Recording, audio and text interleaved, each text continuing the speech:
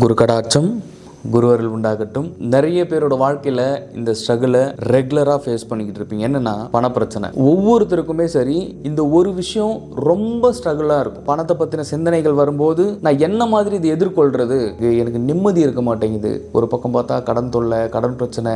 எப்படி இதில் இருந்தெல்லாம் ரிலீஃப் ஆகுறது அப்படின்னா ஒன்றுமே இல்லைங்க. மனசை ஒருநிலைப்படுத்த தெரியணும். இவ்வளவுதான் விஷயம். இந்த மனசை ஒருநிலைப்படுத்த தெரியல அப்படின்னா எண்ணங்கள் நீங்க சிந்திக்கலனாலும் எண்ணங்கள் அது பாட்டுக்கு உற்பத்தியாகி எங்கெங்கேயோ கொண்டு போய் உங்களை நிறுத்தி ரொம்ப ஒரு வலியும் வேதனையுமே மட்டுமே இந்த மனசு அப்படின்றது கொடுத்துட்டு இருக்கும். அது மட்டும் இல்லை, பின்னாடியே கர்ம வினைகளும் தூண்டி விட்டுரும். ஃபார் எக்ஸாம்பிள் பார்த்தீங்க அப்படின்னா உங்களுடைய கணவனுக்கும் உங்களுக்கும் எந்த பிரச்சனையும் இருக்காது, உங்களுடைய மனைவிக்கும் உங்களுடைய தாய் தந்தரிக்கும் கூட எந்த பிரச்சனையும் இருக்காது. ஆனால் இந்த மனம் அந்நேரத்தில் என்ன செய்கிறது என்றால் முழுக்க சுற்றி இருக்கிற வினைகள் எல்லாத்தையுமே தூண்டி விட்டுட்டு அமைதியாக நின்று வேடிக்கை பார்க்கும். ஒருத்தர் மேலே ஒருத்தர் மாற்றி சண்டை போட்டுக்கிட்டு அடிச்சுக்கிட்டு பிடிச்சிக்கிட்டு இதெல்லாம் நடந்திருக்கும். சம்பந்தமே இருக்காது. எப்போ நீங்கள் பண தேவைக்காண்டி பண பிரச்சனைகளுக்காண்டி உட்கார்ந்துட்டு இருக்கீங்களோ அந்த நேரம் எங்கேருந்து தான் வருவாங்கன்னே தெரியாது. அதுக்கேற்ற மாதிரி கூட இருக்கிறவங்களே அந்த நேரத்தில் புரிஞ்சுக்காம ஒரு சில சண்டைகளும் பிரச்சனைகளும் உங்ககிட்ட செஞ்சுக்கிட்டு இருப்பாங்க. இதுதான் ரீசன். என்னன்னா பணத்தை பொறுத்த வரைக்கும் மிகப்பெரிய மாயைங்க. நீங்க பணம்னு ஓடிக்கிட்டே இருந்தீங்கன்னா கண்டிப்பா சொல்றேன், நீங்க சம்பாதிச்சாலும் ₹1 கூட உங்களுக்கு நிற்கவே நிற்காது. இதுதான் நிஜம். பணத்தை தன்வசப்படுத்துறது எப்படின்னு தெரிஞ்சுக்கிட்டீங்கன்னா மட்டும்தான் இது சாத்தியம். மனசு இப்படி தான் உங்களை ததும்ப வைக்கும். இப்படி தான் பணம், பொருள், இந்த மாதிரி மண், பொன், பெண் இது பின்னாடியே ஓட வைக்குமே ஒழிய உங்களை ஒரு இடத்தில் அமர வைக்காது. என்ன காரணம் அப்படின்னு கேட்டிங்கன்னா, மனதை பொறுத்த வரைக்கும் உங்களை ஒரு இடத்துல இருந்து நகர்த்தணும். ஒரு இடத்துல இருந்து உங்களை நகர்த்தி விட்டாதான் அந்த கர்மா சரியாக வேலை செய்யும். அந்த கர்மா வேலை செஞ்சாதான் நீங்கள் துன்பத்தில் இருக்க முடியும். முழுக்க மனசு அதோட கட்டுப்பாட்டில் உங்களை வச்சுக்கிட்டு உங்களை ஏடா கூடமா அலைய வைக்கும். இதுதான் ஒவ்வொருத்தருடைய வாழ்க்கையிலையும் நடக்கும். பணம் அப்படின்ற ஒரு ப்ராசஸ்லேருந்து நீங்கள் அப்படி ஒதுங்கி ஒரு நிம்மதி வேணும்ப்பா அப்படின்னாலும் இருக்காது. பணம் அதிகமாக இருந்தாலும் பிரச்சனையை கொடுக்கும், பணம் குறைவாக இருந்தாலுமே பிரச்சனை அப்படின்றது இருந்துக்கிட்டே இருக்கும். ஆனால் ஒரு விஷயம் நல்லா புரிஞ்சுக்கணும், இந்த உலகை பொறுத்த வரையில் பணம் அப்படின்றது இங்கே வாழ்கிறதுக்கு தேவையான ஒரு சூழ்நிலை தானே தவிர பணம் பின்னாடி போக நீங்கள் மிகப்பெரிய விஷயத்தெல்லாம் நீங்கள் இழந்துருவீங்க. ஏன்னா அப்பேற்பட்ட விஷயங்கள்லாம் உங்களுக்குள்ளே இருக்குது. நீங்கள் வாழ்கிறதுக்கு மட்டுமே உங்களுடைய கவனத்தை வைக்கிறீங்களே ஒழிய இந்த உடல், இந்த சரீரத்துக்கு அப்புறம் என்ன நடக்கும், இன்றைக்கி நம்ம இந்த உடலுக்குள்ளார இருக்கோம், நம்மளுக்கு பண தேவைகள் இருக்குது, பல பிரச்சனைகள் சூழ்ந்துருக்கு, இதெல்லாம் நம்ம ஃபேஸ் பண்ணணும், ரைட்டு தான், இல்லைன்னு சொல்லலை. ஆனால் இந்த உடலுக்கு அப்புறம் என்ன நடக்க போகுது, நம்ம ஒரு நாள் இந்த உடல்லேருந்து வெளியே போனோன்னா என்ன நடக்க போகுது அப்படின்ற விஷயங்களை நீங்கள் ஒரு நாளான ஆழமாக திங்க் பண்ணியிருக்கீங்களா?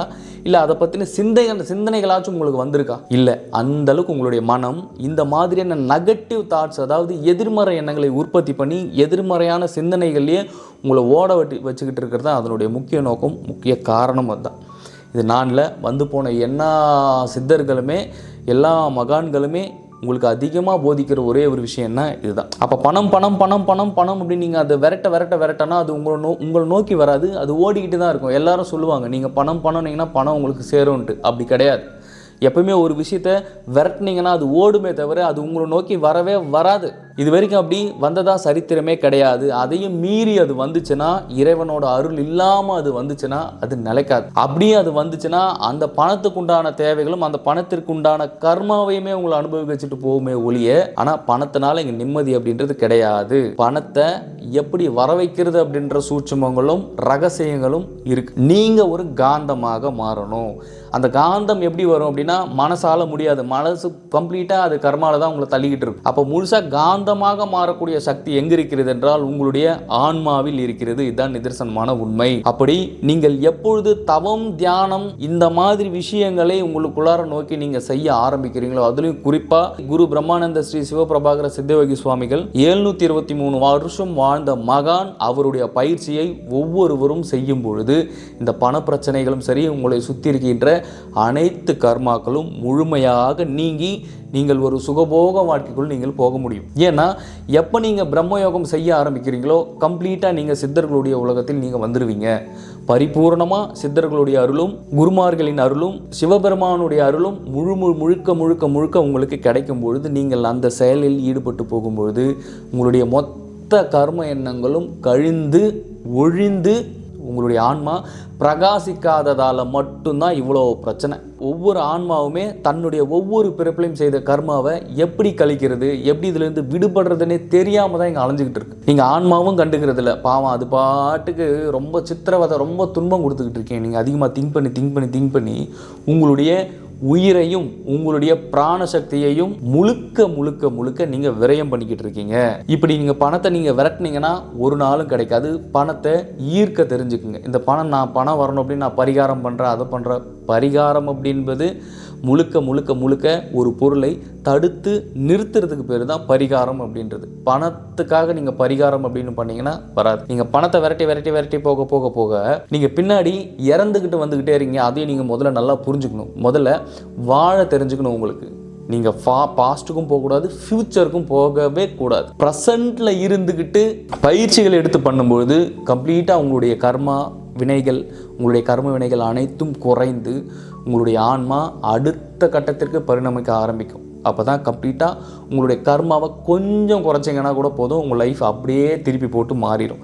இதுதான் உண்மை. இதுதான் எல்லா சித்தர்களும் எல்லாருமே சொல்லி வச்ச மெய்யான ஒரு கருத்து. இந்த கர்மாவை கழிக்காமல், கர்மாவை ஒழிக்காமல் வாழ்க்கை மாறிடும் அப்படின்றதெல்லாம் அவ்வளோ எளிமையான விஷயம் கிடையவே கிடையாது.